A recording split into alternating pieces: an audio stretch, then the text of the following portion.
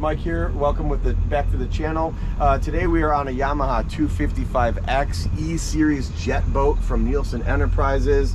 With the E-Series you get the electric start push button start stop. You get some other features here, including the surf, some of the surf features which we'll get into later. But one of the cool features of the E-Series is the drive system. You've got two pedals here. The left one will not only put the boat in reverse, it will also add throttle. So when you go to dock, it will, you don't have to take your hands off the wheel. If you look at the screen here, if you click this, that shows one throttle move. I don't know if it shows up on the camera.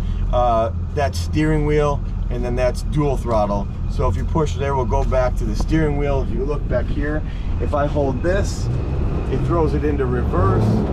I get plenty of power. The harder I squeeze, the more power it will apply.